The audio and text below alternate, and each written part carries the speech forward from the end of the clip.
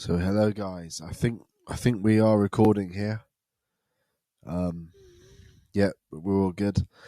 So yes, a couple of days ago, a magazine called Farout published an article discussing the 10 most underrated guitarists of the 1990s.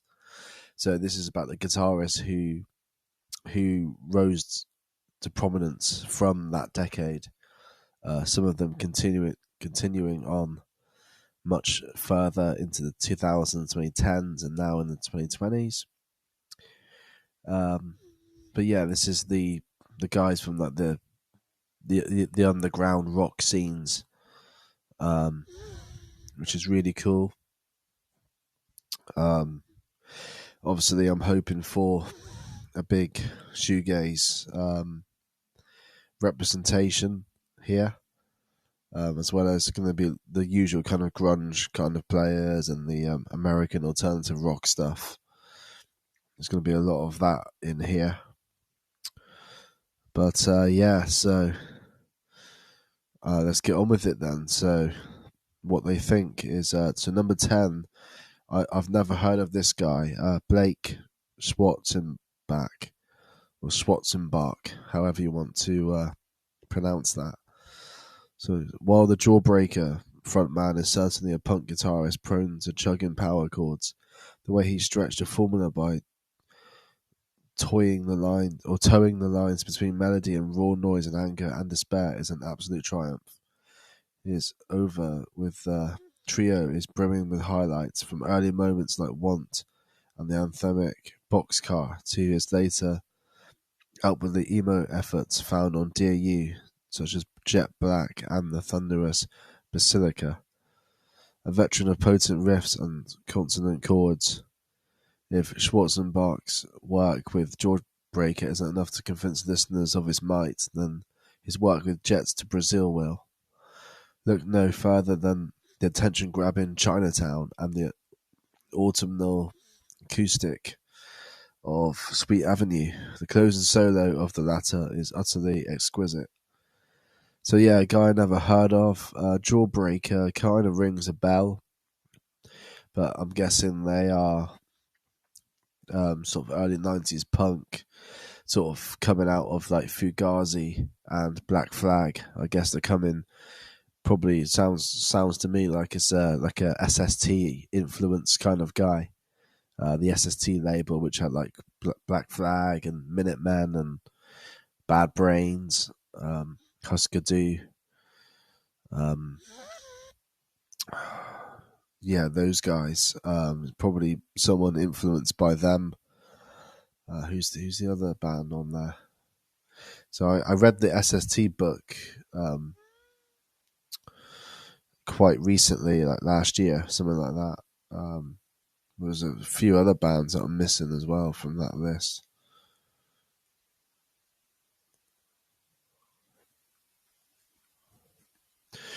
Can't really think, guys, at the moment. Oh yes, Suckermore, isn't it?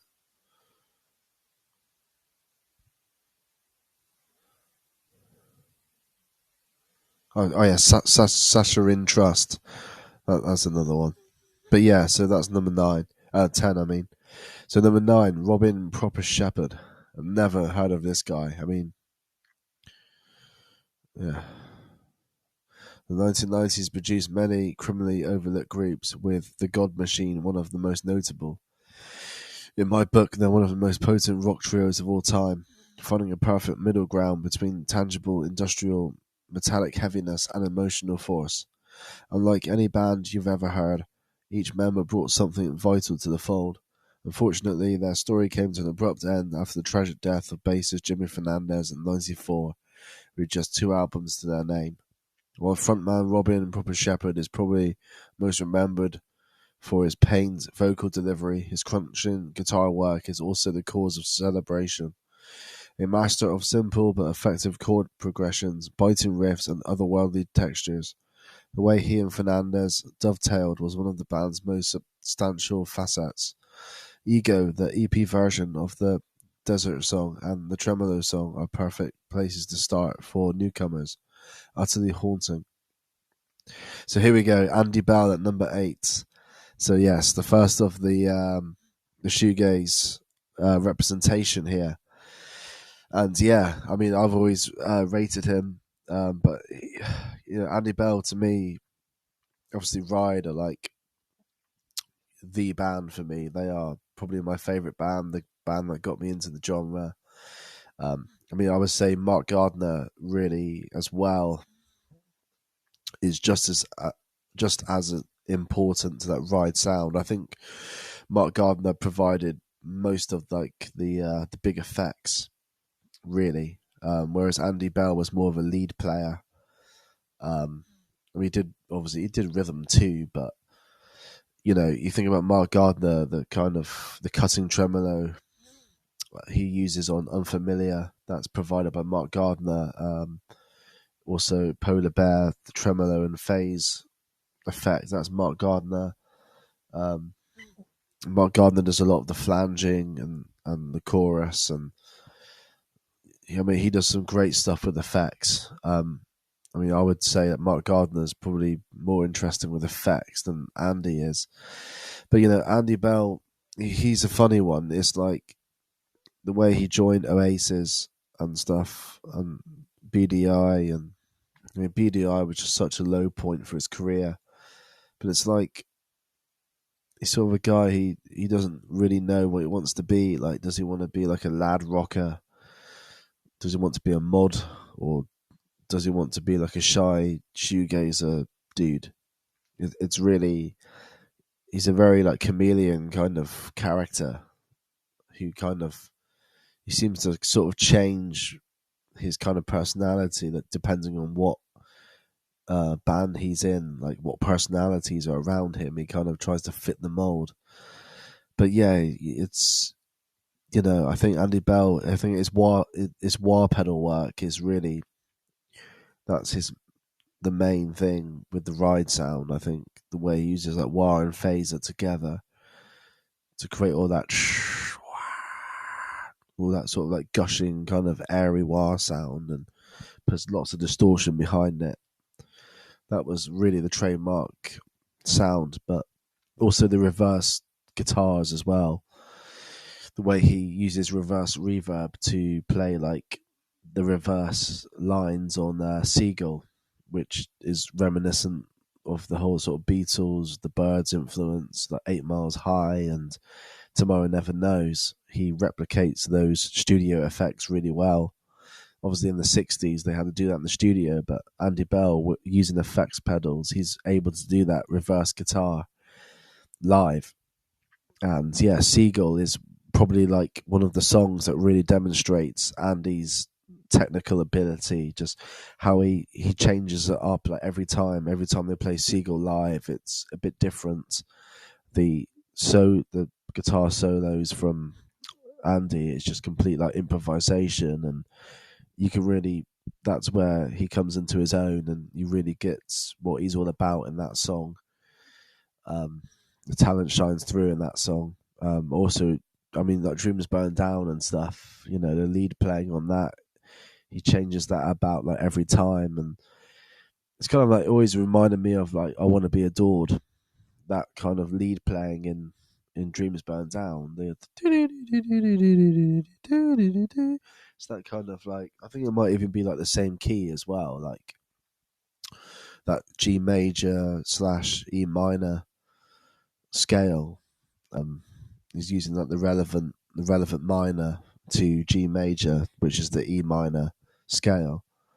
So he flips between G major and E minor, which obviously makes sense. And I think that was a very John Squire kind of like scale and key that he used to use a lot. And that whole kind of like, because it's got this kind of Japanese, like Oriental kind of feel to the lead playing on that song. I think Andy Bell is like channeling John Squire from the Stone Roses debut album on that song. And yeah, I mean, Andy Bell, I mean, great lead player. I mean, stuff he did for Hurricane Number One as well. Like, he wrote all the songs for that band, which was the band he formed basically after Ride. with Alex Lowe on vocals. And, you know, his lead playing is really great, like Separation Sunday from Only the Strongest Will Survive album. Some great lead playing moments on those Hurricane #1 albums, like Chain Reaction as well, I think, from the self-titled debut from 97. Really great. Chain Reaction is like some, you know, it's just like basically like a guitar solo, like all the way through it, like even behind the vocals and stuff. It's like just the guitars are just going for it. And yeah, he brings lots of great arpeggios and stuff. Another signature effect of Andy's is the so the phase and the wah. I mean, he does some cool stuff like sending a lot of jingle jangle sounds and rhythms and stuff, which is really good. Paralyzed is probably another guitar highlight for him. Cool Your Boots. I think Time of Her Time is a really good highlight. His lead work on Leave Them All Behind is probably his finest hour with that solo near the end. Yeah, I mean, there's definitely technicality that comes out despite the effects, you know. He's never too washed up in effects. I think he's very kind of level-headed, I think, between raw playing and effects usage. But yeah, great to see him on here, and yeah, Leave Them All Behind definitely deserves to be the example song that defines Andy Bell. So number 7, Tim Lash. Hum. This is okay. All right. So they didn't go for cause that's the other guitarist, isn't it? Matt Talbot. Yeah. I mean, they could have went for him as well. I mean, that Inlet album from 2020, that was really my album of the whole COVID lockdowns period. I thought that was a fantastic record. That was a return album. Luckily, they just got it out before the drummer died, really tragically.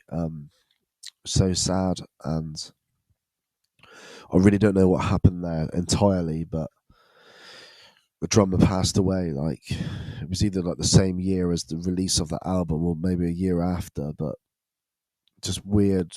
It might have even have been down to COVID, but you know, that kind of must have took the wind out of their sails, and therefore we're probably not going to get anything more than that Inlet album. But I mean, like In the Den, and look at the songs on it. Like In the Den, you got, what's the final song that I really like? The Blue Over Me and Time. It's like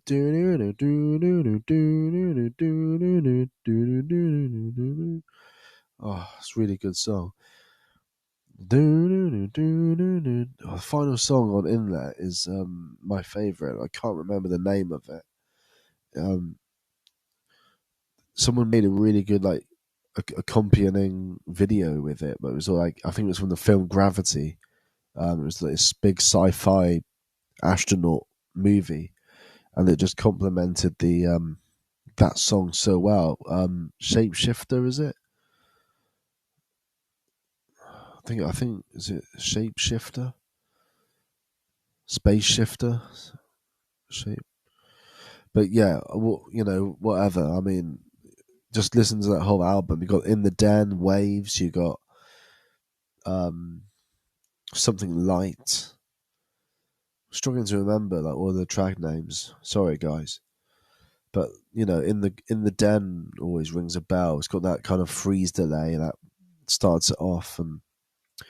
But anyway, yeah. So Tim Lash, I mean, yeah, and Matt Talbot, I mean, definitely influential on the heavier side of shoegaze. You know, if you want to, I mean, I would say space rock actually rather than shoegaze. I would say they're more part of the space rock lineage. But I mean, even though there isn't really much of a difference, but I mean, they sing about space, that's for sure. I mean, do you want to be an astronaut? I mean, that kind of says it all, doesn't it? But yeah, I mean, there we go. Sort of influenced Deaf Heaven, Now We're Ahead, Deftones, you know, all of the heavier side of atmospheric rock right there, really. Psychedelic atmospheric rock. But yeah, Deftones, they kind of ripped off the that Little Dipper song, which is the first track off Do You Want to Be an Astronaut? And they ripped it off because on Knife Party, it's like exactly the same chords, that drop D. So it would be, it's basically D sharp, isn't it? To um, first to fifth fret. So it's like, it would be D sharp to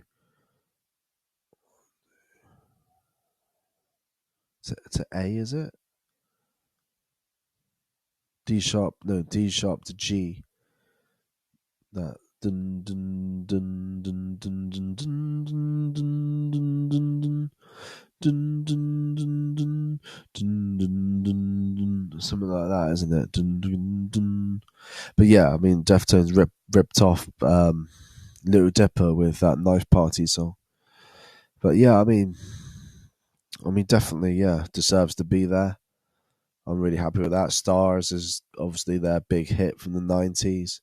But I would also say an afternoon with the Axilitis, or whatever it is. Afternoon with the Axilit. I'm doing really crap, aren't I, with names today? I don't know what the hell's going on, but I think it's that afternoon with the Axilitis, or you know, it's some kind of some spacey kind of, I don't know if it's a tribe or like some sort of made up sci-fi business, but that song from Downward is Heavenward, that's very good guitar wise. And Isle of the Cheetah is another pretty awesome one, but you know, such a strong, powerful guitar sound. You know, those drop D, or I don't know if they go any lower than that, but those drop D top string riffs and stuff, you know, it's just really, really just pummeling it is, and it's mixed up with these little spacey moments and stuff. Yeah, so definitely deserves to be there. Ken Andrews, so this is Failure. Hugely popular band with the underground scene. Fantastic Planet. Another space song is probably my favorite song of that band.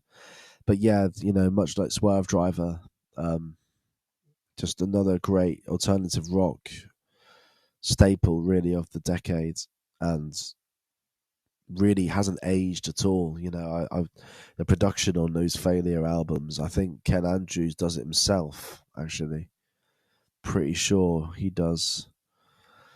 Pretty sure he does.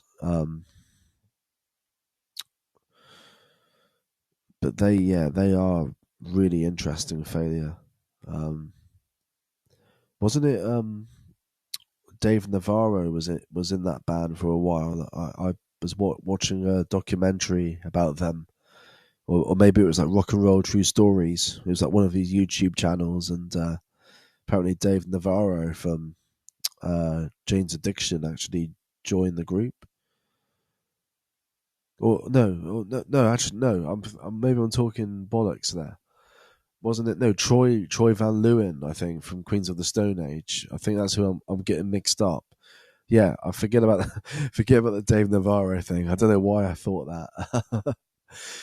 I guess because they look quite similar, like similar kind of face and hair and stuff. But yeah, Troy Van Leeuwen, isn't it, from Queens of the Stone Age? I think he was in Failure, like a bit later, I think, in their career, like 2000s, or maybe like really late 90's. But yeah, they're very, yeah, post grunge, but you know, just not post grunge, if you know what I mean. They're kind of doing, yeah, space rock again, really, just like Hum. I think Hum and Failure are like, to me, they're like brother bands. You can't really separate them. That they are twin bands. They both got the space rock thing going on. Um, both really pushing effects to the limits and just thinking outside the box, and fantastic production. Um, really fantastic planet, and they released some good stuff recently as well. Still going strong these days. So number 5, so another guy I never heard of, but I guess this is the whole point. We're not really meant to hear them, and that's why they're underrated. But I would also say it's like underrated / unknown. Really, I think it's more of an unknown list rather than an underrated one. Um, Olympia, Washington, post-hardcore. See, this is post-hardcore. That's why, because I don't like post-hardcore. I'm sorry, guys, but that's why I don't really get on well with some like Drop 19's kind of stuff. Because and what's it, title fight, and all these. There's a lot of like modern bands, KEXP kind of bands that kind of they have the post-hardcore thing going on with shoegaze in there. And I just don't like the post-hardcore stuff at all. It's all part of that emo business. Like I said, I don't believe in the emo term though, because it's like everything's emotional. Everything's emotional, so I don't understand that. I really don't understand that little kind of niche tagging of emo, because everything's emotional. That's what music's about: experience and emotion. So yeah, I'm not sure. I'm not sure who that guy is. So I'm not going to bother reading. I mean, I've been wasting a lot of time here. So yeah, I'll check it out though. I'll check it out. Not sure if I like it though. So Rivers Cuomo. So Weezer, right? Okay, I wouldn't say this guy's underrated or unknown. Well, he's certainly not unknown. Yeah, this is a bit of a strange one. I wouldn't say underrated. I mean, lots of people do like Weezer, and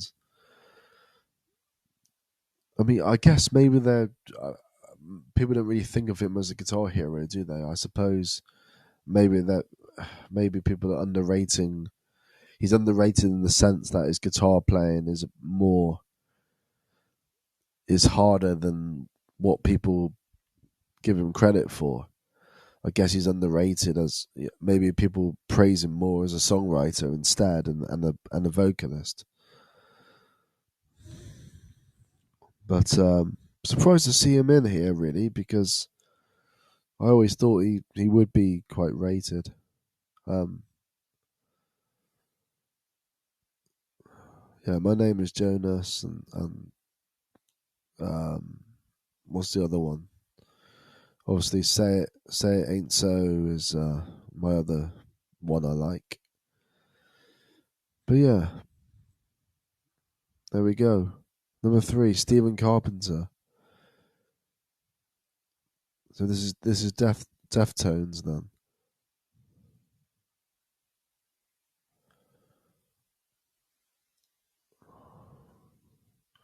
Yeah, I mean I'm not a massive Deftones fan, but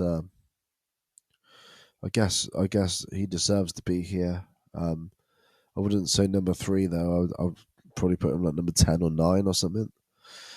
I mean, there's definitely other players that I would put on this list, which I'm going to mention at the end. But yes, I mean, I suppose still really relevant, aren't they? Still doing really well, still getting large crowds at festivals and stuff. So, yeah, definitely one who's stood the test of time. And here he is, Nick McCabe from The Verve, number 2. Um, I mean, obviously, I talk a lot about him on this channel, so not much else needs to be said, really. I mean, I've highlighted some great things, and I said about even during Urban Hymns, he was still producing dream-laden reverberations and textures, even if it was pushed more in the background as opposed to their early stuff. But really, I think it's in the live environments where Nick McCabe comes alive, because he was never one to play the same thing twice. He would always change it up live, play stuff in a slightly different way, and use different effects and that for every passage. He would use a different effect on the same part, but every live performance he would put a different effect on it or something like that. So yeah, definitely deserves to be in the top three. That's for sure. Yeah. I mean, I wouldn't say Verve were ever really Britpop, to be honest. I would always say they were kind of more off kilter to the side, even during the urban hymns. I still think that they're a bit of a anomaly, a bit of a anomaly, really, to that scene. So yeah, well, Nick McCabe. Number one, Adam Franklin from Swerve Driver. Now, I think Adam's had a bit of a Beato bump, especially recently with he's appeared in a video or two recently, and emerging from Oxford with Ride, also in Creation Records, the best record label, with 4AD. And yeah, totally deserving of the number one spot. I mean, I've seen Swerve Driver twice. Wish I got to see them a bit more. I'm not sure if they're gonna continue on anymore, having not done anything since 2019's Future Ruins. So it's still very much in the balance whether these guys are going to carry on or not. But when I saw them twice, 2018 and 19, they were the loudest band I've ever seen. Him and Jimmy, just full volume, great technique. The way they interact, the interplay between the two guitarists is phenomenal, and very, like I said, a bit like Nick McCabe. It's like different every time. They use the Catlin Bred Discman, so that's like a glitch delay where you never know what the outcome's going to be. So that just kind of reinforces the whole the idea that they are willing to switch it up every time and not play the same thing every gig.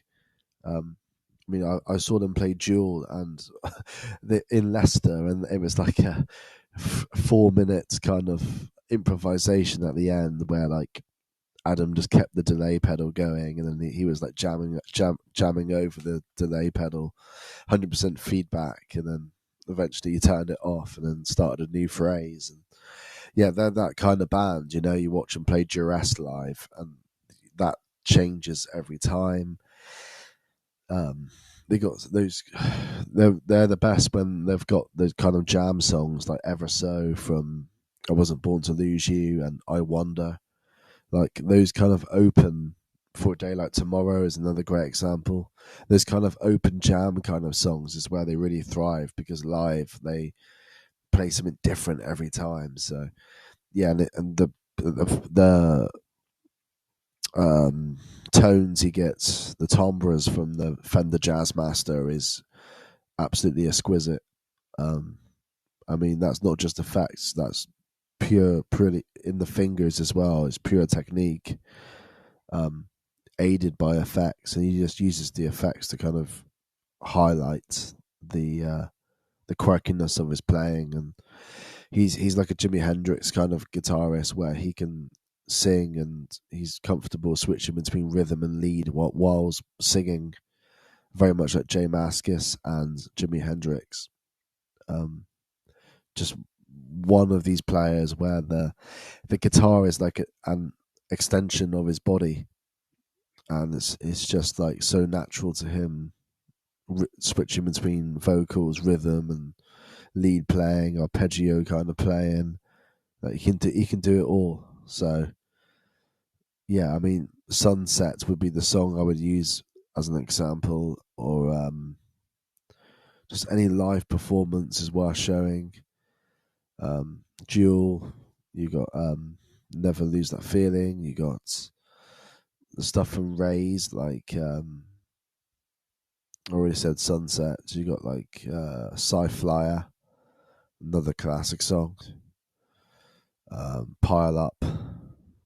So yeah, really happy to see Adam at number one, and I've met him in person as well, and had a cigarette with him outside of a venue before, which was amazing in Bristol, the Fleece.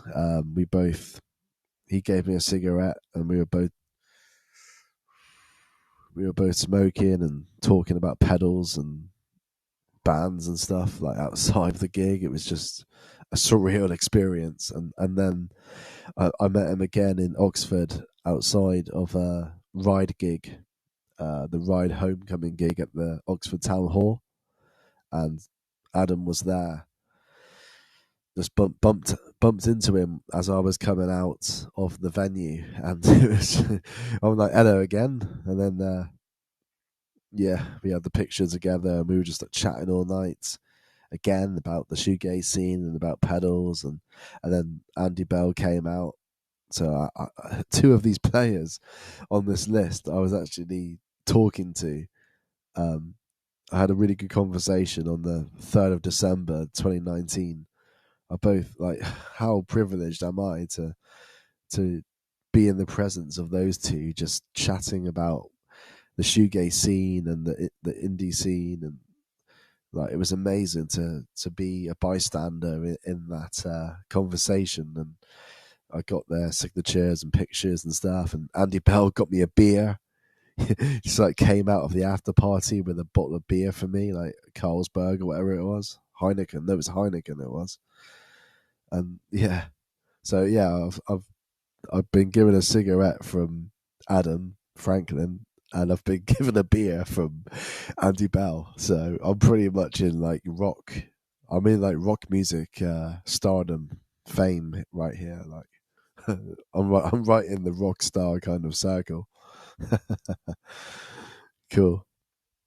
So yeah, I mean, players I would add here is Emma Anderson from Lush, and my other choice would be Julian Swales from Kitchens of Distinction. And I'm not just saying Emma Anderson from Lush just to be inclusive and, like, oh, this list needs a woman and it needs to be fair to genders. And I genuinely think that Emma Anderson is a wonderful guitar player. Look at her work on Spooky and Split. Look at Desire Lines from Split. What a great composition that is. I like the way that she never used legato, so she never did hammer-ons and pull-offs. She always picked everything, which I mean, lots of players would frown upon that, but I think it's really good because it's different, it's unique. The fact that most people prefer like legato, where it's hammer-ons and pull-offs and that kind of quick, smooth kind of playing. But I really like how Emma goes against that, and actually by making the solos more simplistic, it actually helps to distinguish her as a unique player. And I think she's really great with effects. She had the Roland GP16 units, and when I saw Lush live in 2016, they blew me away. And I think Emma Anderson was really the main part of that, because when I saw Mickey Bereni, the other frontwoman of Lush, when I saw her, the Mickey Bereni trio last year, I just know it was good, but I just kind of noticed there was something missing. There was a bit of like volume and danger missing from the sound. And when I saw Lush in 2016, it was much louder. It was more ethereal. Lots of gaps were covered, and that was to do with Emma. Really, I mean, she has the bigger pedal board.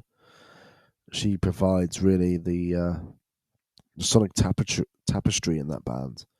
I mean, I know that Mickey has like the BFT flanger and she has a chorus pedal, of course. I mean, yeah, Lush were pretty over the top using chorus. The C2, I think it might be. So yeah, I mean, Mickey just used the Boss, like 5 Boss pedals, but Emma was much more expansive in the effects usage, and a great songwriter, and a really unique player, and the way, not just the way she picks the notes, but also the chord progressions that she comes up with are super unique. And well, Mickey as well, in terms of chords, the way the meters and stuff, like the meters within the bar, the way they change at really unexpected times is really phenomenal. You know, while staying very poppy as well, they're also very experimental with sort of timings of like chords changes. They're playing with meter, and when I say meter, that's the like, it's not time signature, so they can still be like 4/4 time, but they just change like half. It means like you change at like a unexpected time. You know, you diminish the amount of bars, and you, instead of doing the usual um like normally you get like about four bars of music, don't you, like in a verse. But with Lush it would be like 3 bars, and then they're changed to the pre-chorus, or another kind of refrain. And yeah, that's what makes Emma so special. And Julian Swales from Kitchens of Distinction, this is a player that I've, very recently got into and really understood how important this guy is. You listen to Strange Free Wild by Kitchens of Distinction, you listen to The Death of Cool, and absolutely amazing guitar work. And you can tell it's not just effects, this is what I'm trying to say to people all the time, that everybody has this kind of preconception about shoegaze music as being like totally reliant on effects and stuff, but it's guys like Nick McCabe and Robin Guthrie, Kevin Shields, Adam Franklin, and Julian Swales. They prove that they're driving the effects rather than the effects driving them. That's the difference, The great players will be driving the effects as opposed to the effects driving them. And I think that's really the nail on the head, I think, is that you can really tell there's talent through the effects, and they're using the effects just to pronounce that talent. And I think Julian Swales is listen to Blue Pedal, for God's sake. Like, why are we not bowing down to that song? Why is that not a national hymn? Blue Pedal by Kitchens of Distinction. Why are we not like playing this in churches and bloody like, why are we not analysing this song like people do to like Beatles songs, like, why are we not forming a religion around this thing? Anyway, guys, so so that's the top 10. So I think it's a very respectable list. I really do. I think it's a wide range of genres, and myself, I'm happy because of the lots of shoegaze and space rock kind of representation here. So see you later, guys. I hope I'd like to hear your thoughts on it.